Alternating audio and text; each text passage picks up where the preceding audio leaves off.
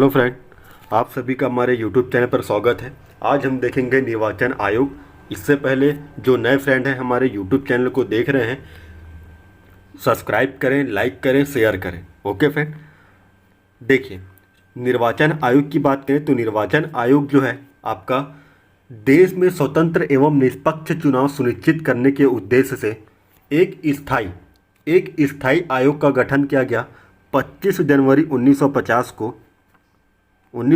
को निर्वाचन आयोग का गठन किया गया। 25 जनवरी 1950 को जो है निर्वाचन आयोग का गठन किया गया। ओके फ्रेंड, ये जो है आपका संवैधानिक निकाय है। निर्वाचन आयोग एक संवैधानिक निकाय है। संरचना की बात करें तो एक मुख्य चुनाव आयुक्त होंगे और 2 अन्य चुनाव आयुक्त होंगे। ओके फ्रेंड, नियुक्ति की बात करें तो नियुक्ति जो है आपका राष्ट्रपति के द्वारा इसकी नियुक्ति की जाएगी।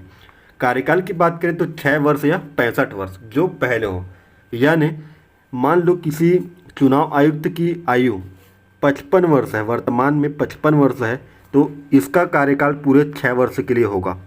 ओके फ्रेंड, और यदि किसी चुनाव आयुक्त की आयु 63 वर्ष है तो इसका कार्यकाल जो है 2 वर्ष का होगा।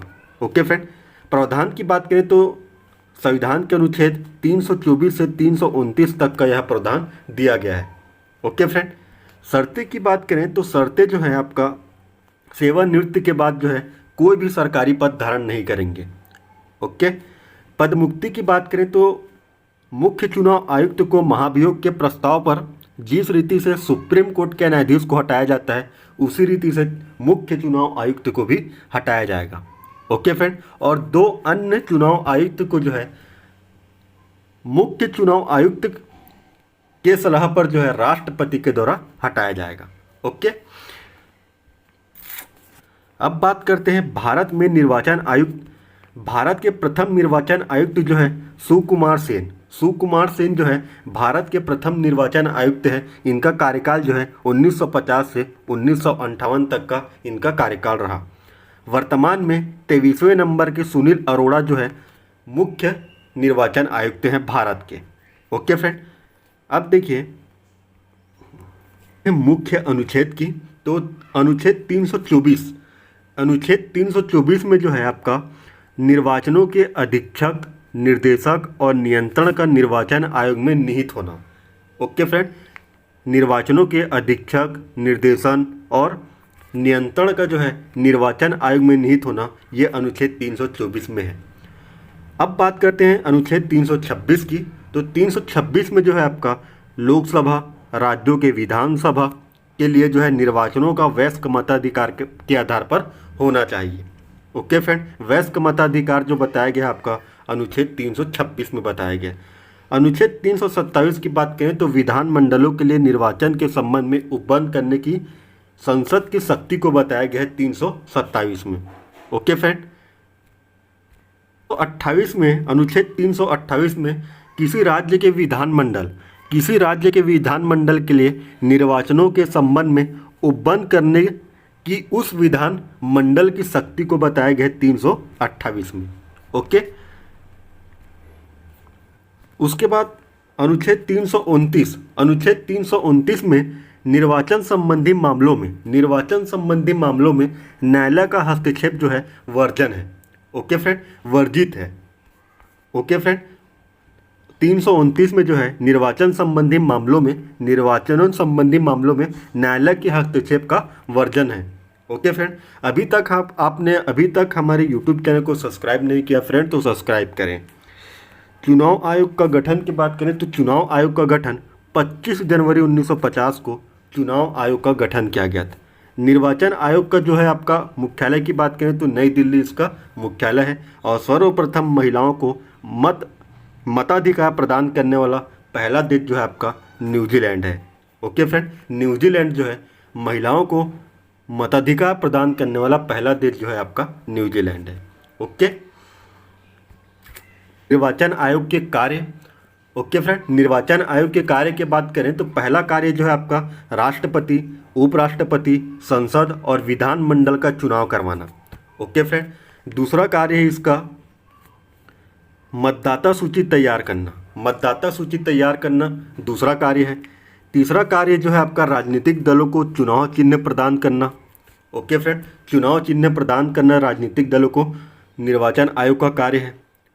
चौथा कार्य देखें तो निर्वाचन के लिए आचार संहिता बनाना। पांचवा कार्य देखें तो चुनाव के दौरान जो है प्रशासनिक तंत्र पर नियंत्रण करना। छठवां कार्य देखें तो चुनाव में जो है गड़बड़ी पर रद्द करना और पुनर्निर्वाचन करवाना। सातवां देखें तो सातवां में आपका राजनीतिक दलों को राष्ट्रीय एवं राजकीय दलों के रूप में मान्यता देना जो है निर्वाचन आयोग का कार्य है। ओके, अब बात करते हैं चुनाव सुधार। चुनाव सुधार हेतु समय समय पर समितियों का गठन किया गया था। ओके, जिसमें से तारकुंडे समिति, दिनेश गोस्वामी समिति, के संथानम समिति, टी.एन. शेषन समिति, इंद्रजीत सेन गुप्ता समिति और M.S. गिल समिति। ओके फ्रेंड, ये जो है चुनाव में सुधार हेतु इन समितियों का गठन किया गया था। अब बात करते हैं तारकुंडे समिति के सुझाव के बारे में।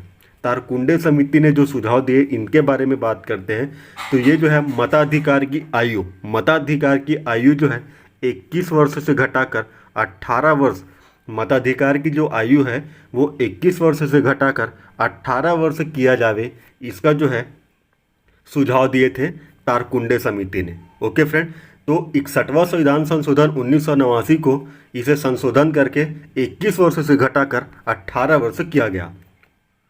दूसरा सुझाव जो है तारकुंडे समिति का दूसरा सुझाव जो था वो चुनाव खर्च कम करना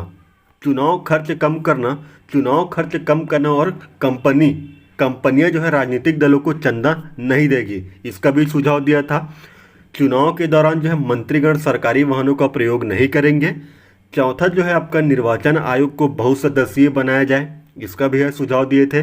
और राज्यों में निर्वाचन आयोग की स्थापना की जाए, ये जो है तारकुंडे समिति ने सुझाव दिया था। ओके फ्रेंड, 1980 के दशक में इसका गठन किया गया था तारकुंडे समिति का। अब बात करते हैं दिनेश गोस्वामी समिति। दिनेश गोस्वामी समिति जो है इसका जो सुझाव था वो कब्जा किए गए मतदान केंद्रों पर दोबारा मतदान हो। ओके फ्रेंड, कब्जा किए गए मतदान केंद्रों में जो है दोबारा मतदान हो, इसका जो है सुझाव दिया था। मतदान में जो है इलेक्ट्रॉनिक मशीनों का प्रयोग हो। ओके फ्रेंड, मतदान में जो है इलेक्ट्रॉनिक मशीनों का प्रयोग हो, इसका जो है सुझाव दिया था। और तीसरा जो सुझाव दिया था वो मतदाताओं को परिचय पत्र उपलब्ध कराया जाए, इसका सुझाव दिया था। ओके फ्रेंड, के संथानम समिति की बात करें तो के संथानम समिति जो है चुनाव के उम्मीदवार हेतु न्यूनतम शैक्षणिक योग्यता का निर्धारण किया जाए, इसका जो है सुझाव के संथानम समिति के द्वारा दिया गया था। अब दूसरा सुझाव देखिए, के संथानम समिति का दूसरा सुझाव जो था वो राजनीतिक दल व सदस्यों के पंजीयन के संबंध में स्पष्ट नियम बनाया जाए। और तीसरा जो सुझाव था वो निर्वाचन नामावली जो है अद्यतन रखी जाए। ओके फ्रेंड, अभी तक आपने हमारे YouTube चैनल को सब्सक्राइब नहीं किया है तो सब्सक्राइब करें। उसके बाद बात करें टी.एन. शेषन समिति का जो सुझाव था वो था एक से अधिक स्थानों से चुनाव लड़ने में रोका जाए, प्रतिबंध लगाया जाए। ओके, दूसरा सुझाव जो था वो मतदाताओं को पहचान पत्र जारी किया जाए, ये जो है टी.एन. शेषन समिति का दूसरा सुझाव था। और तीसरा सुझाव जो था राजनीतिक दलों के आय व्यय का लेखा जोखा निर्वाचन आयोग के द्वारा किया जाए। ओके फ्रेंड, अब आता है इंद्रजीत सेन गुप्ता समिति का सुझाव था कि राजनीतिक दलों को चुनाव में खर्च करने हेतु धनराशि उपलब्ध कराया जाए, ये जो है इंद्रजीत सेन गुप्ता समिति का सुझाव था। ओके, अब देखते हैं M.S. गिल समिति का जो सुझाव था वो था आपका अपराधी प्रवृत्ति के लोगों को चुनाव लड़ने से रोका जाए। ओके फ्रेंड, चुनाव लड़ने से रोका जाए जो है M.S. गिल समिति का सुझाव था। दूसरा सुझाव जो था वो चुनाव में ईवीएम का प्रयोग किया जाए। Okay, M.S. गिल समिति का दूसरा सुझाव था कि चुनाव में जो है ईवीएम मशीन का प्रयोग किया जाए। तीसरा सुझाव की बात करें तो 50 से अधिक M.S. गिल समिति का जो तीसरा सुझाव था वो था आपका 50 से अधिक मत उम्मीदवार को ही विजय घोषित किया जाए, इसके लिए वोटिंग प्रणाली में वरीयता क्रम व पुनर्मतदान लागू किया जाए। ये जो है आपका गील समिति का सुझाव था। ओके, अभी तक आपने हमारे यूट्यूब चैनल को सब्सक्राइब नहीं किया है तो सब्सक्राइब करें।